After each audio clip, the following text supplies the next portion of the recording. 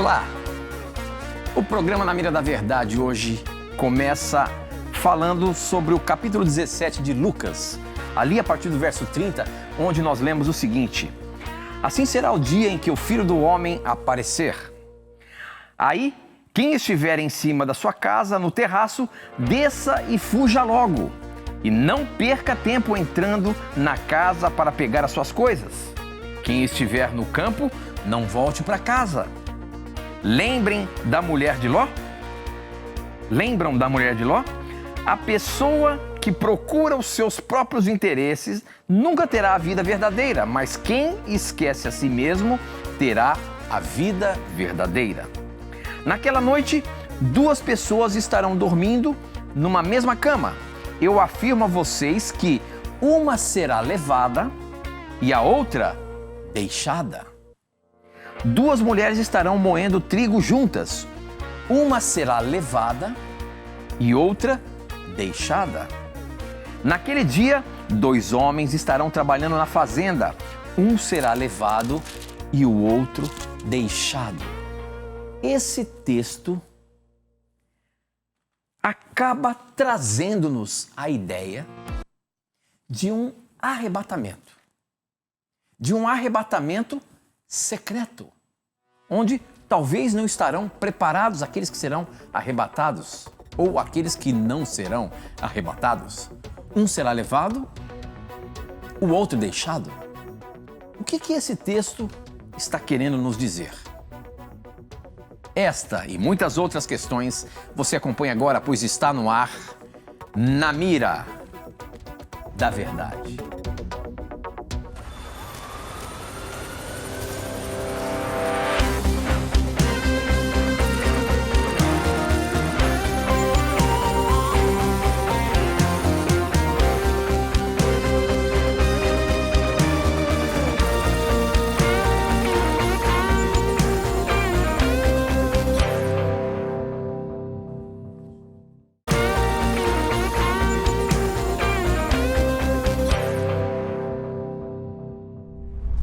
Olá, seja muito bem-vindo. Estamos começando mais um programa Na Mira da Verdade. Olha, já há tanto tempo, hein? Há 15 anos estamos aqui, chegando na sua telinha, na segunda-feira, para poder juntos estudarmos a Palavra de Deus. Como é bom ter você aqui junto com a gente, viu? Que Deus lhe abençoe. Obrigado pela sua audiência, obrigado por você nos permitir ir entrando aí na sua casa devagarinho, para juntos podermos chamar a sua atenção neste livro sagrado que eu chamo, ou costumo dizer, que é o nosso manual de sobrevivência.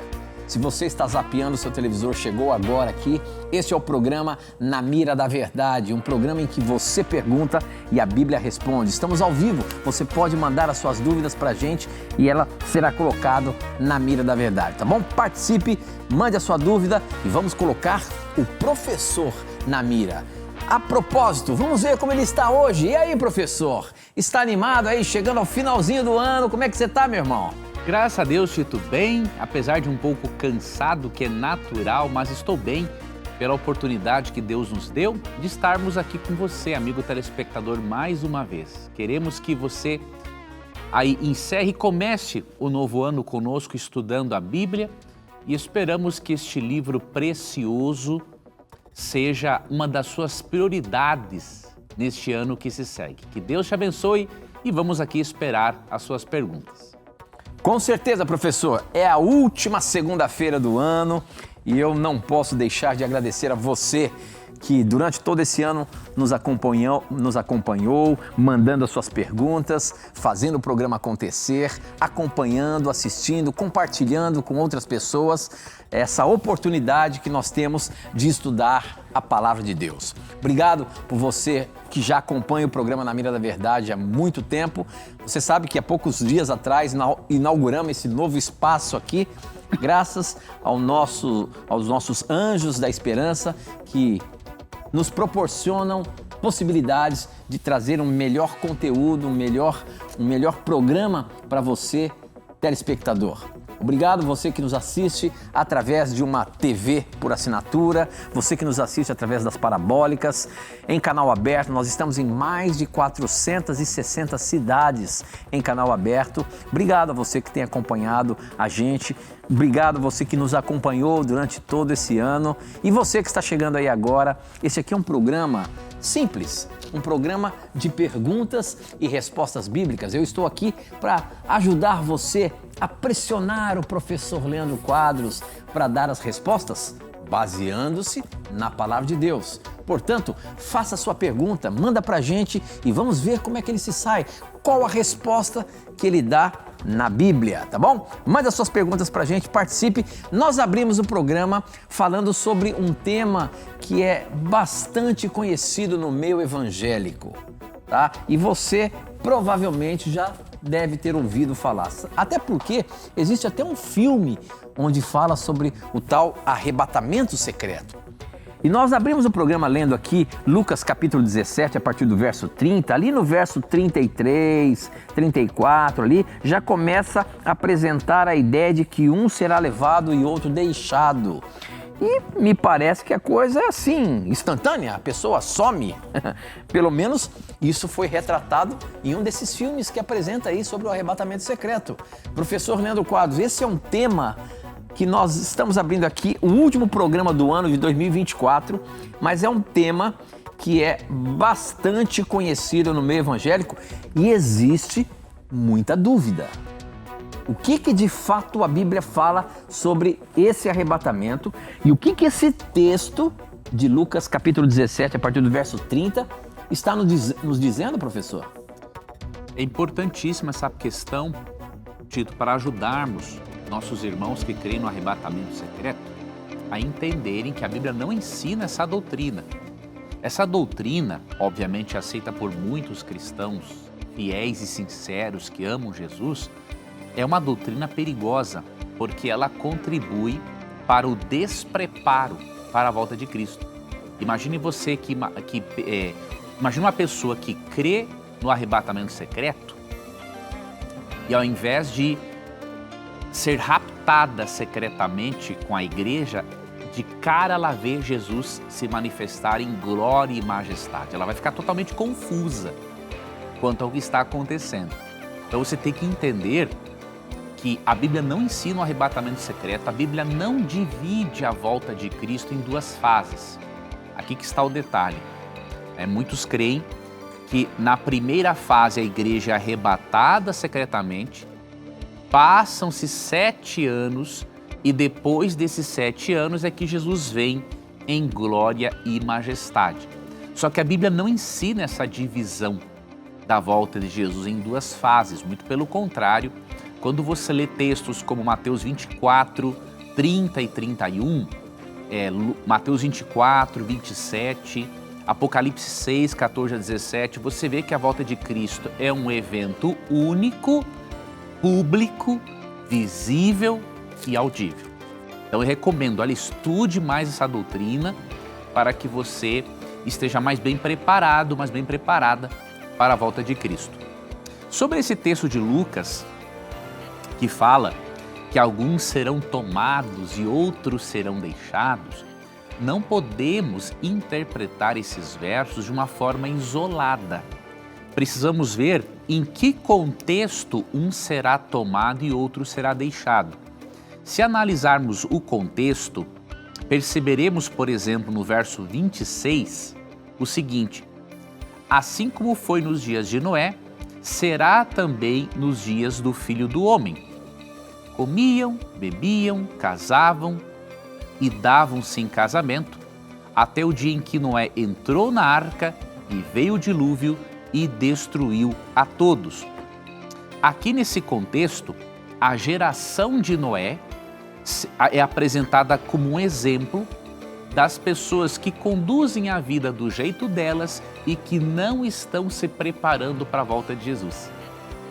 Então a geração dos últimos dias é comparada à geração de Noé, que tocavam a vida de uma forma normal, mas ao mesmo tempo negligenciavam a oportunidade de salvação, deixavam de se arrepender dos seus pecados. Então, assim como os antediluvianos foram pegos de surpresa pelo repentino juízo, muitos na volta de Cristo serão pegos de surpresa quando ele se manifestar nas nuvens dos céus. Então, o objetivo do texto, ao dizer que alguns serão tomados e outros deixados, é destacar que alguns serão pegos de surpresa e outros não. Quer destacar exatamente este fato, de que muitas pessoas, por negligenciarem a vida com Deus, por não se arrependerem dos seus pecados e não aceitarem a Cristo como Salvador, muitas serão deixadas para trás. Porém, esse ser deixado para trás não ocorre de forma secreta. Por quê? Porque no próprio contexto de Lucas, no verso 24, a volta de Cristo é comparada a um relâmpago. E aqui mostra que esse ser deixado ou ser levado não é algo secreto. Porque o contexto mostra que a volta de Cristo, além de ser um evento único, é visível e audível. Olha o que diz o verso 24. Porque assim como o relâmpago fuzilando brilha de uma outra extremidade do céu, assim será no seu dia o Filho do Homem. Então, se a volta de Cristo é comparada a um relâmpago, não pode ser secreta. E ela que não é dividida em duas fases. E aí você vai, por exemplo, para Mateus 24, 31, e é dito que Cristo será acompanhado por todos os anjos e vem ao som de trombeta. Então, além de ser um evento visível, por ser comparado a um relâmpago, é um evento audível, por vir acompanhado do som de trombeta. E aí eu finalizo dizendo para você o seguinte, meu irmão, faça uma leitura de 1 Tessalonicenses 4, 13 a 18. Você vai ver ali que naquele contexto, quando fala do arrebatamento, o arrebatamento não é secreto.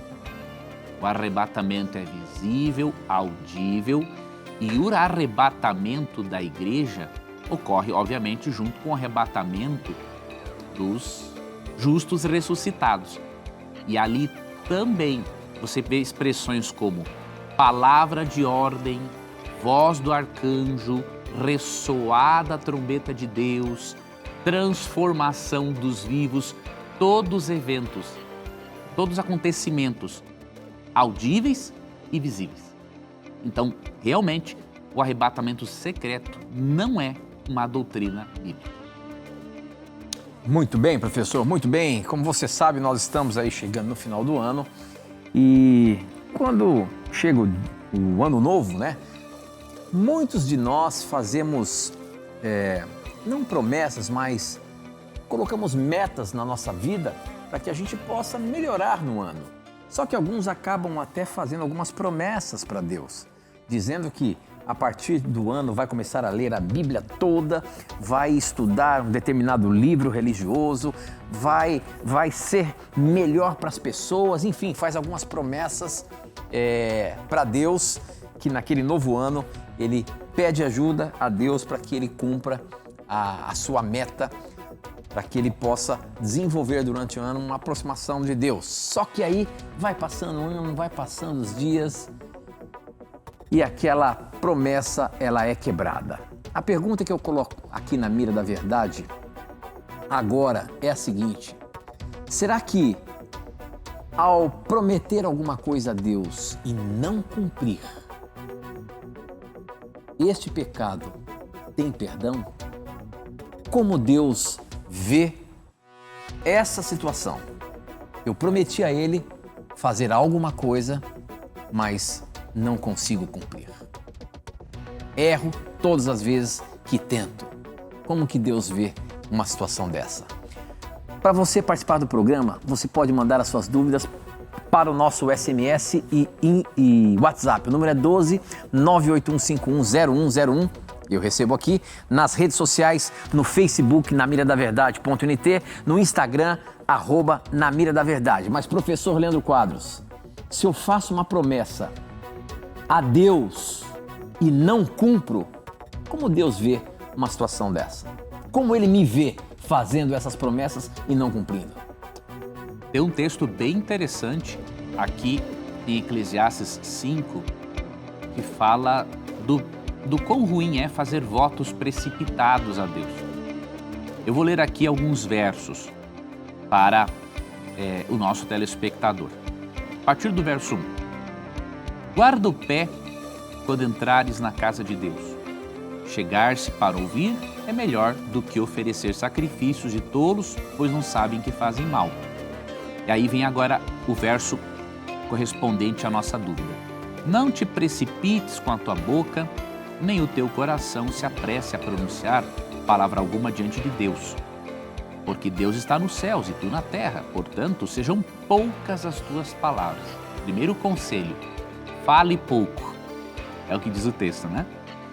Porque dos muitos trabalhos vêm os sonhos e do muito falar palavras nécias. Quando a Deus fizeres algum voto, ou seja, não há erro em fazer algum voto. Porém, não tardes em cumpri-lo, porque não se agrada de tolos. Então, veja, não é erro fazer um voto. Agora, quando faz e não cumpre perante Deus, lógico, Deus não deixa de amar os seus filhos por isso, mas Salomão diz que essa pessoa é tola. E nós não queremos passar por tolos, né? Cumpre o voto que fazes. Melhor é que não votes do que votes e não cumpras. Então, olha que interessante. Se for para fazer um voto e não cumprir, é melhor não fazer, para não nos passarmos por tolos. O que isso significa? É muito melhor do que fazer promessas, é estabelecer metas. Muito melhor do que fazer promessas é elaborar planos. E também elaborar planos, estabelecer metas realistas, que estejam de acordo com o seu contexto, possibilidades, recursos financeiros, psicológicos e tempo atuais.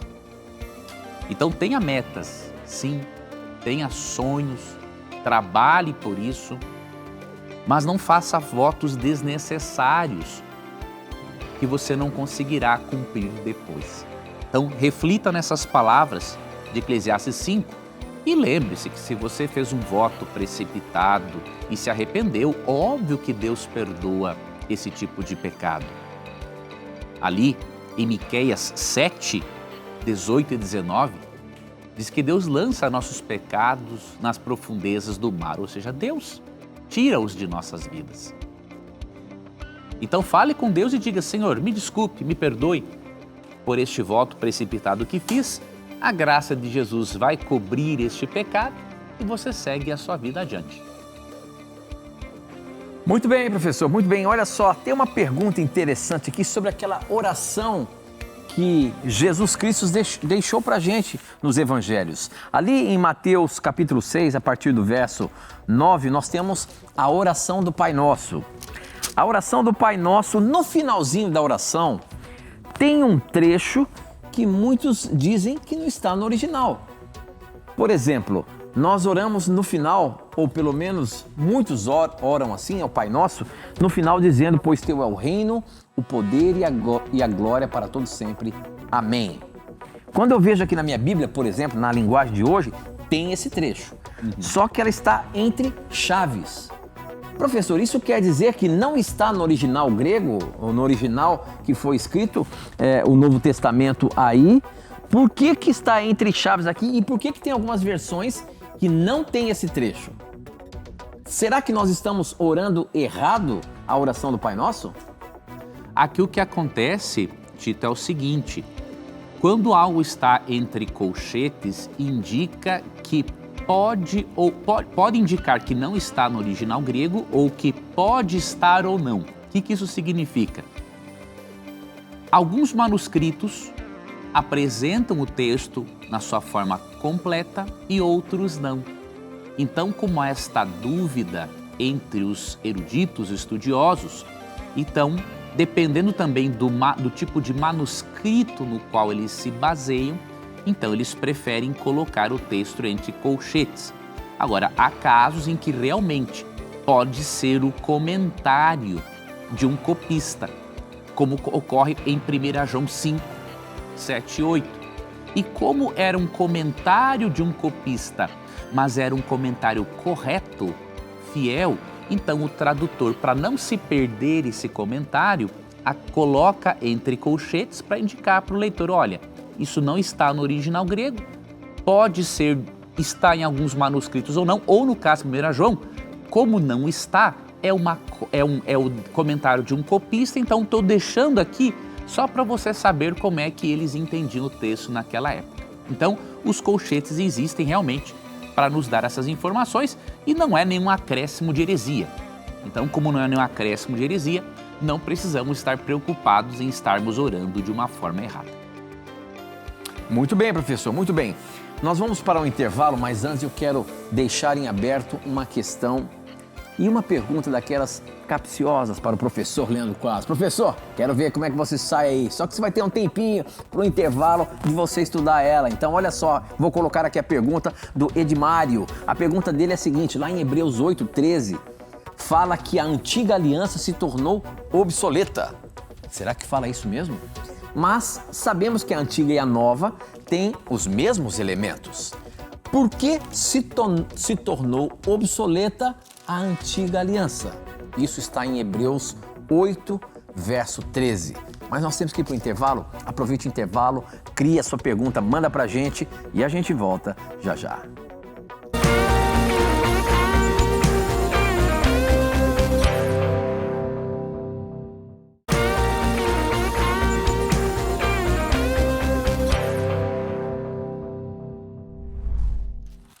Já estamos de volta e a pergunta que chegou para a gente está baseada em Hebreus, no capítulo 8, verso 13.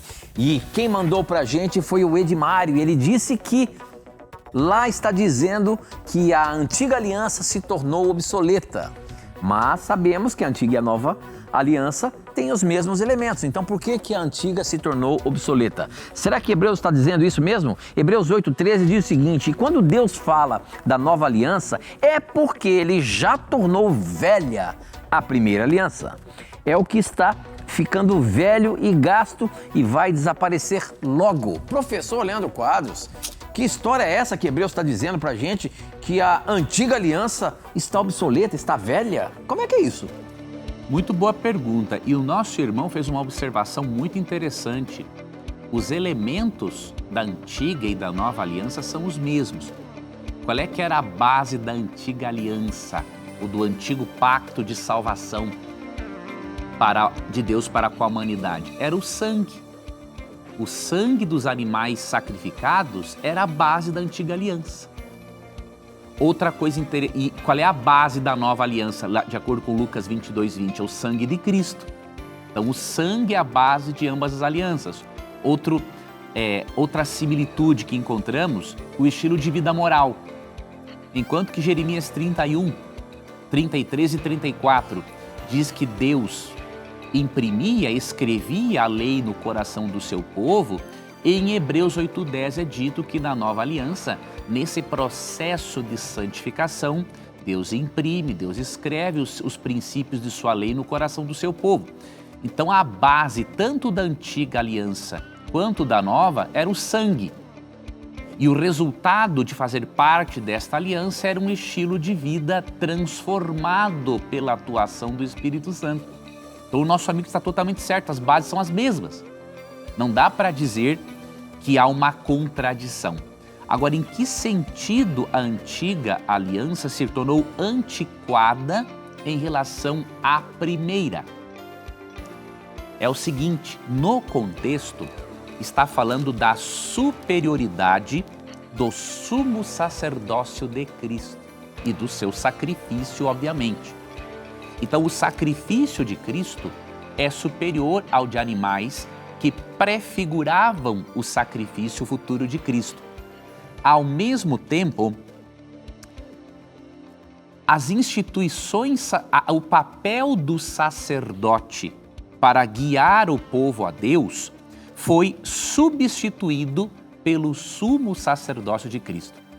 Então, como Cristo morre na cruz do Calvário e hoje ele é o nosso sumo sacerdote, como diz Hebreus 8, 1 e 2, nesse sentido, a antiga aliança se torna antiquada.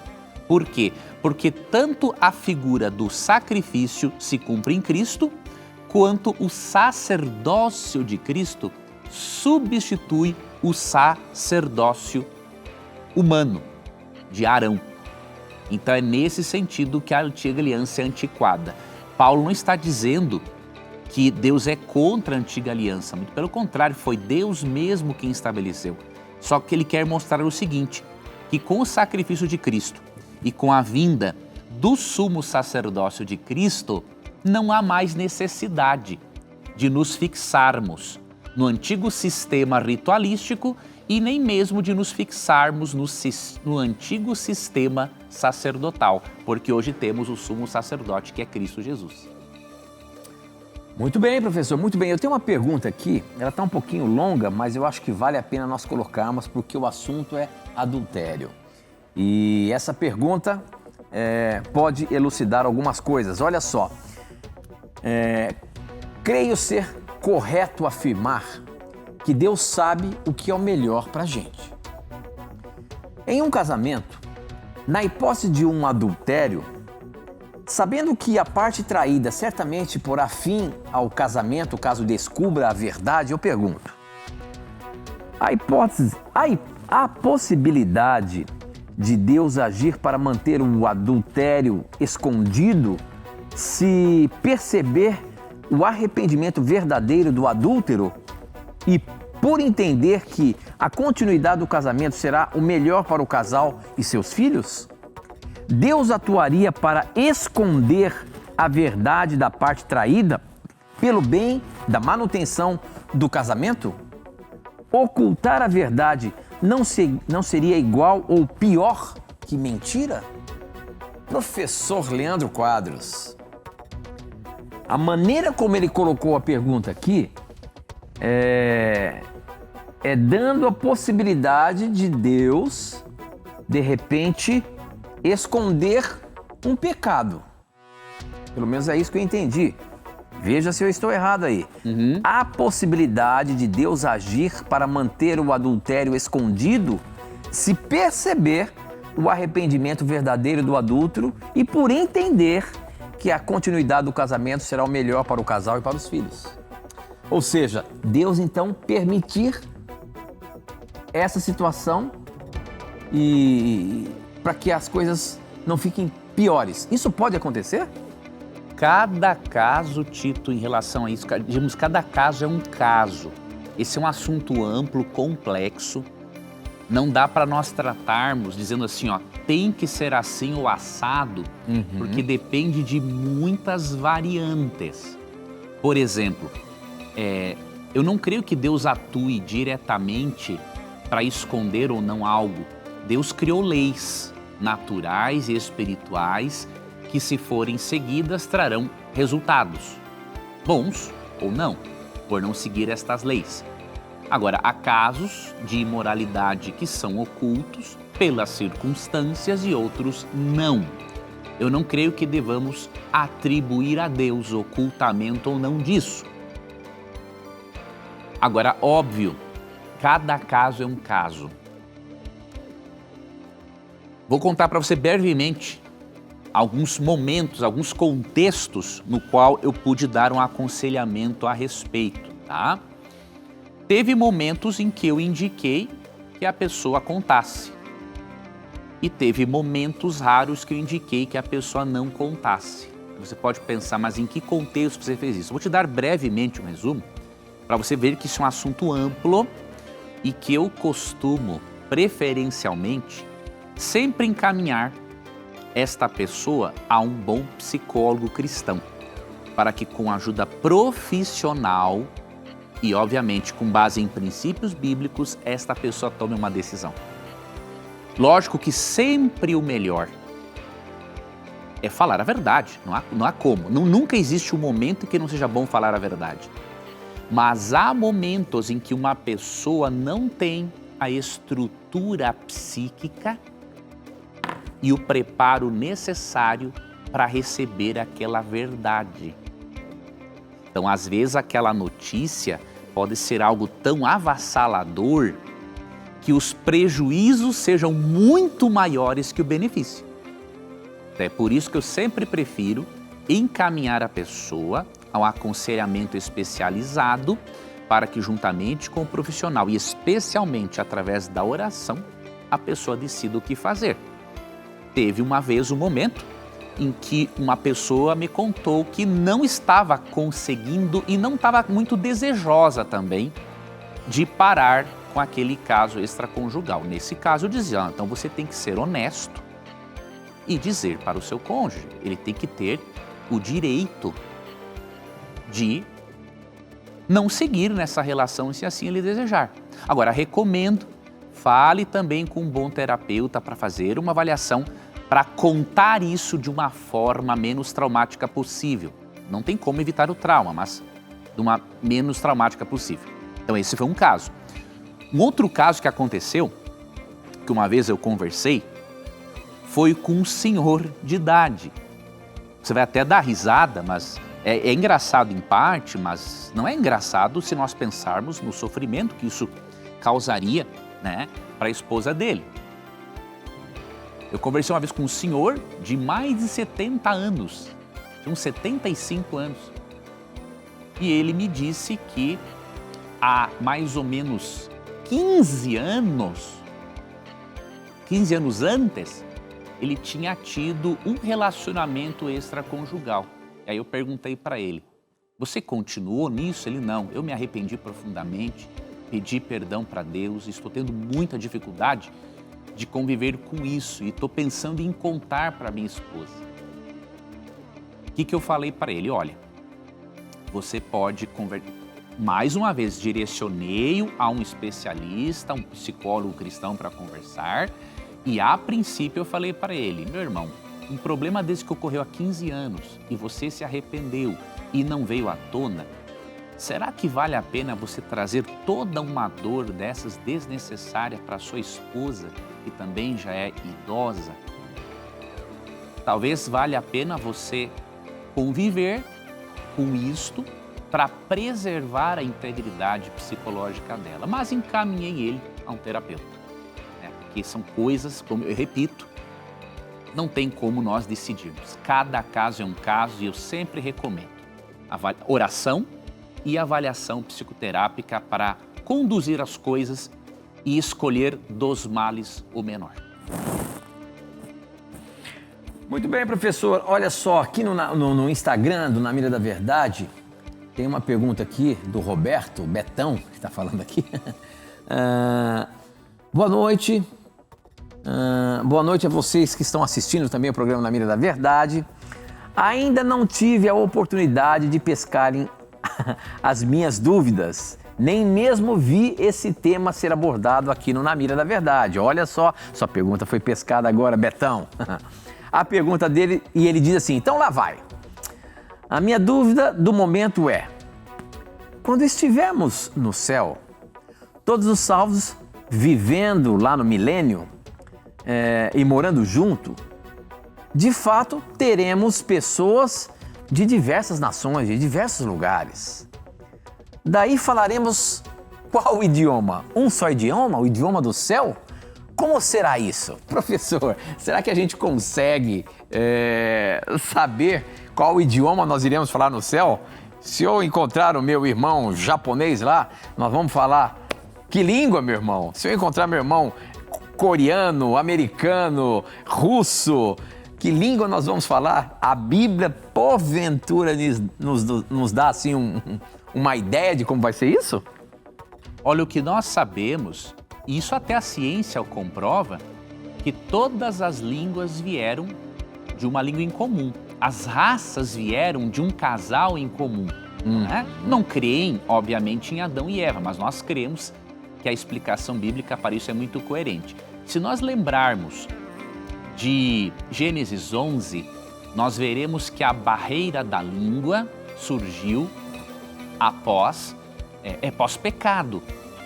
Né? Então, após um tempo de pecado pós-dilúvio, quando pessoas rebeldes decidiram construir a chamada Torre de Babel, em uma clara demonstração da rebelião delas contra Deus, a partir dali, Deus criou a barreira da língua para impedir que aquelas pessoas seguissem naquele projeto que, obviamente, tinha uma conotação rebelde e que iria trazer mais prejuízos ainda para a humanidade no aspecto espiritual e de adoração a Deus. Então, o que nós cremos com base nesse relato de Gênesis 11? Que quando Cristo voltar, transformar o nosso corpo e a nossa mente, quando Ele recriar as nossas conexões neurais para serem perfeitas como eram as conexões neurais de nossos primeiros pais, a barreira da língua deixará de existir. Falaremos todos o mesmo idioma de forma compreensível.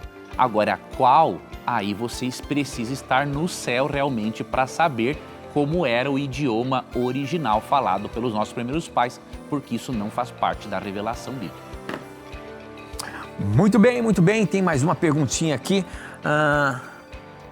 Olha só que interessante. Quem mandou foi o Marley. A pergunta do Marley é o seguinte: faço um curso na minha igreja e quando o assunto foi o sábado, por exemplo, as considerações que fizeram, entre muitas outras, colocaram que, como uma pessoa que mora, por exemplo, na Escandinávia, pode guardar o sábado de um pôr do sol a outro pôr do sol. Lá passam 60 dias entre um pôr do sol e outro. Como então guardar o sábado? Obrigado, vocês são maravilhosos. Obrigado, Marley, pela sua participação aqui com a gente. Professor Leandro Quadros, em países em que o sol não se põe nas 24 horas, como se guarda o sábado, meu irmão? É muito interessante, muito honesta essa apresentação dessa dúvida do nosso irmão. Por quê, meu irmão? Por mais sincera, que seja a sua igreja, realmente aí está cometendo um equívoco na forma de ensinar o assunto. Por quê? Esta argumentação, que ela é bem antiga, o que ela pressupõe?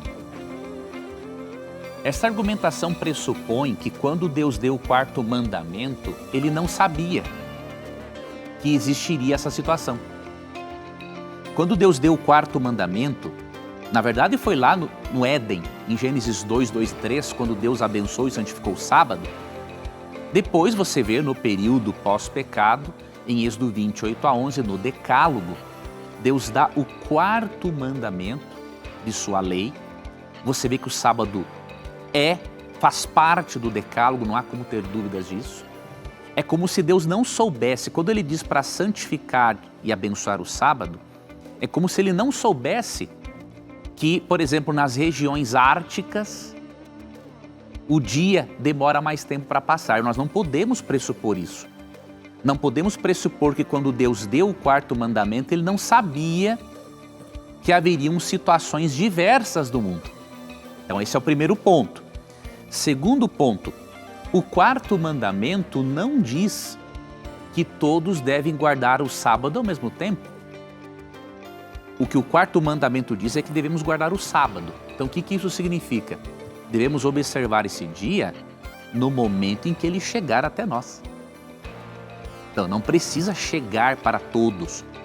Deus nunca disse que as pessoas, em todos os fusos horários que há no nosso mundo, deveriam observar o sábado ao mesmo tempo. Isso não faz parte do ensinamento bíblico. O que acontece nas regiões árticas?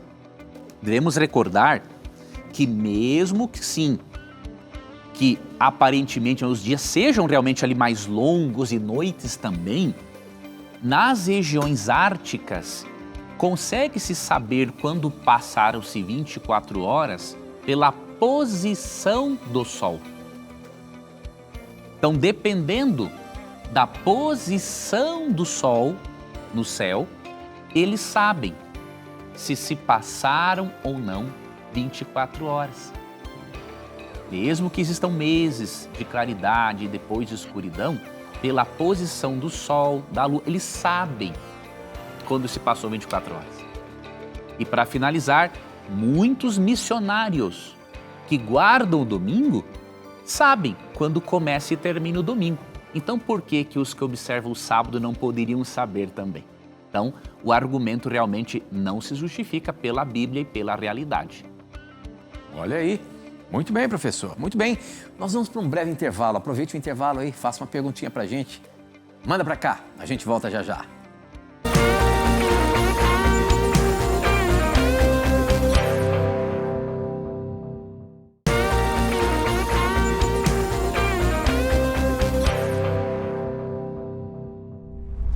Já estamos de volta, participe aí mandando as suas dúvidas pra gente. Eu quero dizer agora que nós temos uma pergunta que chegou aqui na tela. O pessoal vai acompanhando as perguntas que vão chegando e a produção coloca pra gente aqui uma pergunta só para mostrar para você mais uma vez que não é nada preparado aqui, meu irmão. A pergunta que chegou aqui, ela está, deixa eu ver ali, baseada em 1 Coríntios, no capítulo 9, quando diz o seguinte, quem mandou foi o Ricardo. A pergunta do Ricardo está dizendo o seguinte, o que significa estar debaixo da lei? Em 1 Coríntios 9:20, quando Paulo fala sobre sua abordagem com os judeus. E no versículo 21, como Paulo diferencia a lei de Cristo da lei de Deus. Que história é essa de que Paulo diferencia ali a lei de Cristo e a lei de Deus? Vamos ver aqui o que está em 1 Coríntios capítulo 9, versos 20 e 21. Quando trabalho entre os judeus, vivo como judeu, a fim de ganhá-los para Cristo. Não estou debaixo da lei de Moisés, mas quando trabalho entre os judeus, vivo como se estivesse debaixo da lei, para ganhar os judeus para Cristo. Assim também, quando estou entre os não-judeus, vivo fora da lei de Moisés, a fim de ganhar os não-judeus para Cristo. Isso não quer dizer que eu não obedeço à lei de Deus, pois estou de fato debaixo da lei de Cristo. Olha só, professor, como é que ficou essa questão? Quando ele vai falar para os judeus, ele fala da lei de Moisés. Quando é para os não-judeus, então não está na lei de Moisés. E aí ele fala um pouquinho da lei de Deus, a lei de Cristo. Como é que fica isso? Como que a gente pode explicar melhor esses dois versinhos para a nossa audiência aí, professor? Vamos ajudar, Tito, a nossa audiência. O que acontece? Aqui no verso 20... Por exemplo, Paulo diz assim, procedi para com os judeus como judeu, a fim de ganhar os judeus. Para os que vivem sobre o regime da lei, como se eu mesmo assim vivesse, para ganhar os que vivem debaixo da lei, embora não esteja eu debaixo da lei. O que acontece? Quando Paulo pregava para os judeus, ele abordava certos aspectos cerimoniais. Obviamente, ele preservava a sua cultura judaica, mas também para não entrar em choque com aqueles judeus que não acreditavam ainda no Messias e que tinham essa parte cerimonial da lei como algo muito valioso, então Paulo tomava parte nessas questões, obviamente, para poder conquistar essas pessoas e ensiná-las acerca da graça de Cristo e daquilo que realmente permanece da lei de Moisés para nós. E aí o apóstolo Paulo, ele não está indo contra a lei de Moisés. Por exemplo, em Romanos 3,31, ele diz assim, anulamos a lei pela fé? De maneira nenhuma, antes confirmamos a lei. Então, Paulo em nenhum momento aboliu a lei de Moisés. A base dos escritos de Paulo eram tanto a lei de Moisés quanto o Antigo Testamento. Mas o que ele destaca é que como algumas pessoas ainda viviam debaixo da condenação da lei, até pela forma como observavam as cerimônias e não criam no Cristo ainda, o Messias que liberta da condenação da lei, Paulo se ajustava a essa situação sem negar a graça, sem negar a palavra de Deus, ele se ajustava, ele se acomodava a este comportamento judaico para poder ensiná-los perspectivas teológicas corretas. Okay? Então, Paulo aqui ele está falando do seu trabalho missionário, da contextualização da mensagem, não da mudança da mensagem. Então, recorde-se, Paulo tinha a Bíblia, a lei de Moisés, como regra de fé e prática. Agora, ele destaca que alguns aspectos, especialmente essa parte cerimonial, ele se adequava a isso para conquistar os judeus e apontar a Cristo como cumprimento de todo aquele ritual cerimonial a quem a lei representava e apontava. Não, mas deixa eu só perguntar uma coisinha para você, tentando aí defender o nosso telespectador. O que quer dizer a lei de Moisés? A lei de Moisés são todos os ensinamentos cerimoniais ou a lei de Moisés também são os 10 mandamentos? Também, Tito, a palavra lei de Moisés se refere aos 5 primeiros livros da Bíblia. Então é Gênesis, Êxodo, Levítico, Números e Deuteronômio. Nesta lei de Moisés, que na essência é a lei de Deus, Moisés é só aquele intermediário por quem Deus deu a sua lei. Esta lei, que é composta por esses 5 livros, ela tem aspectos de ordem moral, cerimonial, civil, dietéticos, de saúde e por aí vai. Então, pessoas, ainda nos dias de Paulo, como não acreditavam, muitas não acreditavam no Messias, então elas celebravam esses aspectos cerimoniais que apontavam para Cristo. Então, Paulo era familiarizado com isso, ele até celebrava algumas questões cerimoniais, sem negar o Cristo que veio, mas para mostrar para elas o seguinte: olha, essas cerimônias aqui que vocês celebram, elas apontam para o Messias que já veio. Então é importante nós termos em mente que a lei de Moisés são os 5 primeiros livros e tudo o que neles contém. Mas há aspectos que deixaram de vigorar com a vinda de Cristo, que é a parte cerimonial. Agora, o que é moral é eterno, porque o que é moral é princípio. E princípio sempre é eterno porque ele reflete o caráter do legislador, do criador do princípio, que é Deus. Eu fiz essa pergunta porque muitos acabam confundindo, né, professor? Por exemplo, chegam a dizer que nós, adventistas do 7º dia, guardamos a lei de Moisés, né? Por ser a lei dos 10 mandamentos, a lei do sábado é a lei de Moisés. A lei de Moisés foi dada por Deus, é a lei de Deus. Isso mesmo. Né? É a lei de Deus, né? Só lembra da lei de Moisés, como você muito bem explicou aí a questão dos livros, não é mesmo? Mas a lei de Deus permanece intacta, tanto no Velho Testamento como no Novo Testamento. E ele disse que quando ele veio, que ele não tiraria nem um tio da lei de Deus, não é mesmo? Muito então, bem lembrado. A gente pode destacar para você o seguinte: a lei de Moisés, a lei de Deus é uma só. A lei dos 10 mandamentos é a lei de Deus. E a gente não pode confundir, achar que a lei de Moisés deixou de existir, onde os 10 mandamentos deixaram de existir. Porque não é isso, professor, certo? A lei continua em vigor. Ali em Mateus 5,17, Tito, o texto que você citou, Jesus está dizendo que não é para tirar nenhum e um tio da lei de Moisés, dos escritos de Gênesis ao Deuteronômio. Olha aí. Né? Então ele não autorizou nenhuma mudança. O que os cristãos têm que entender é que nesta lei de Moisés há aspectos de ordem moral e cerimonial. O que é de ordem moral é eterno e permanece para sempre. Por exemplo, o Decálogo, ele é uma transcrição do caráter do legislador, que é Deus. Isso é moral, é eterno. Há aspectos de ordem cerimonial que tinham função pedagógica. Ok. E aí deixamos de celebrá-los porque isso se cumpre, se realiza na pessoa de Cristo. Então, alguns cristãos chegam até a dizer o seguinte: essa divisão da lei em moral e cerimonial é invenção de adventista. Eu tenho que lhe dizer sinceramente, essa afirmação é fruto de uma profunda ignorância do assunto, porque, na verdade, esta compreensão teológica os adventistas foram dos reformadores. Se você ler escritos de reformadores, séculos XVI, XVII, você vai ver, obviamente, que esta divisão... Eu até vou pegar aqui um material importante para destacar. Deixa eu ver se ele se encontra aqui. Até vou recomendar. Está aqui, ó. O livro Questões sobre Doutrina apresenta isso, porque o que tem de pessoas dizendo que a divisão entre aspectos morais da lei de Moisés e cerimoniais é invenção de adventista, né? Isso é um absurdo. A pessoa que não tem noção do que está dizendo. Por exemplo, aqui na página do Questões sobre Doutrina, 123, óbvio, algumas explicações, né, deste assunto, elas adquiriram com o tempo uma explicação mais ampla, tá? Mas você percebe que esta distinção das leis, isso herdamos do protestantismo histórico. Olha aqui, ó, por exemplo,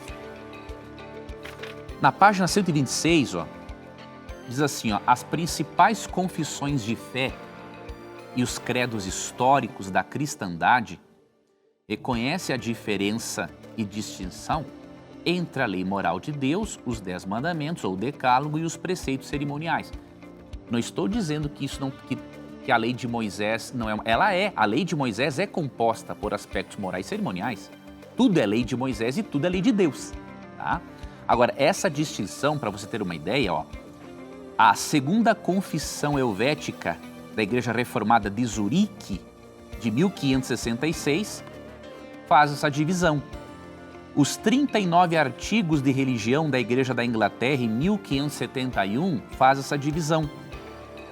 A revisão americana dos 39 artigos da Igreja Protestante Episcopal, de 1801, também faz essa divisão entre aspecto moral e cerimonial. Os artigos irlandeses de religião, de 1615, fazem essa distinção. A Confissão de Fé de Westminster, em 1647, também faz a distinção entre aspecto moral e cerimonial. E aí segue aqui uma série de confissões. Então, deixa eu dizer para você, se você ouviu alguém dizer que essa distinção foi criada pelos adventistas que surgiram no século XIX, diga para essa pessoa mal informada que já no século XVI em diante, né, o protestantismo histórico já fazia essa divisão. Então essa pessoa precisa se informar mais antes de falar esse tipo de coisa. Ok, muito bem. Olha só agora essa pergunta do Roberto. Roberto disse o seguinte: pessoal, eu sou de uma igreja evangélica e um certo dia um amigo da igreja adventista se propôs a me dar estudos bíblicos e eu aceitei. Então comentei com o meu pastor que tinha aceitado o estudo. Fui quase linchado por ele. E ele disse: a igreja adventista é uma seita, sai fora. Expliquem isso para mim, por favor, eu acho muito interessante os estudos. E daqui a pouquinho eu vou indicar para você fazer um estudo. Nós temos vários guias de estudos gratuitos aqui para você estudar. Professor Leandro Quadros, como é que a gente pode ajudar o nosso irmão aí que foi dito a ele que a igreja adventista é uma seita? Mas que história é essa que a igreja adventista é uma seita, meu irmão? A primeira coisa, ó, diga para o seu pastor que a verdade nunca perde com a investigação. Se tudo aquilo que ele crê é verdade, ao ele receber uma opinião contraditória, a verdade ela não vai perder nunca. Como diz Paulo, né? Nada podemos contra a verdade, senão a favor da verdade. Deixa eu ver se é 2 Coríntios 13. Então o que isso significa? Que se tudo aquilo que o seu pastor acredita é verdadeiro e alguém confronta isso com um estudo bíblico e que apresenta algumas coisas diferentes, a verdade sempre vence. Então, quando nós quando temos contato com o contraditório, o que isso indica? Quando temos contato com o contraditório, ele pode fortalecer as nossas convicções. Porque aí vamos estudar mais para reforçarmos nossas convicções. Agora, se entramos em contato com o contraditório e as nossas convicções são abaladas, das duas uma.